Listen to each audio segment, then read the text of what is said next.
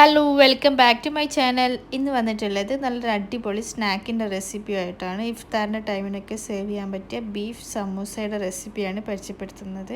നല്ല സിമ്പിളായിട്ടുള്ള റെസിപ്പിയാണ്. വീഡിയോ സ്കിപ്പ് ചെയ്യാതെ കാണാൻ, സബ്സ്ക്രൈബ് ചെയ്യാത്തവരുണ്ടെങ്കിൽ ഒന്ന് സബ്സ്ക്രൈബ് ചെയ്യുക. ഇനി റെസിപ്പിയിലോട്ട് പോകാം. അപ്പോൾ ഒരു പാൻ നന്നായിട്ട് ചൂടാക്കിയിട്ട് അതിലോട്ട് 2-3 ടേബിൾ സ്പൂൺ കുക്കിംഗ് ഓയിൽ ചേർത്ത് കൊടുക്കാം.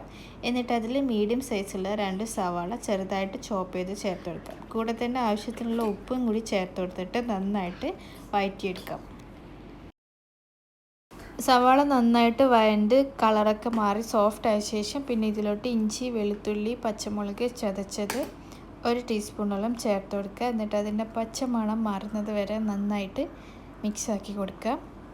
നന്നായിട്ട് മിക്സ് ചെയ്തെടുത്ത പിന്നെ ഇതിലോട്ട് മഞ്ഞൾപ്പൊടി, മുളക് പൊടി, ഗരം മസാല, കുരുമുളക് പൊടി ഇതൊക്കെ 1/4 ടീസ്പൂൺ വീതം വെച്ച് ചേർത്ത് കൊടുക്കുക. എന്നിട്ട് നന്നായിട്ട് അതിൻ്റെ പച്ചമണം മാറുന്നത് വരെ വഴറ്റിയെടുക്കാം.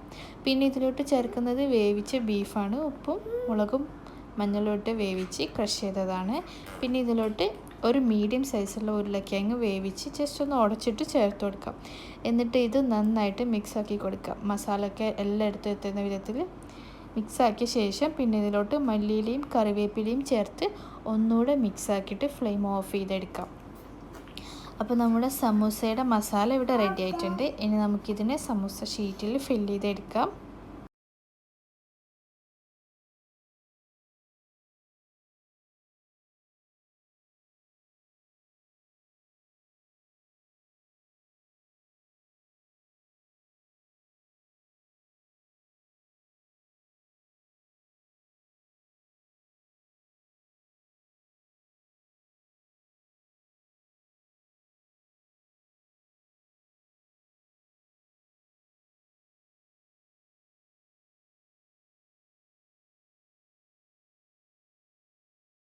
ഫില്ല് ചെയ്തെടുത്ത് കഴിഞ്ഞാൽ പിന്നെ നമുക്കിത് ഫ്രൈ ആക്കി എടുക്കാം.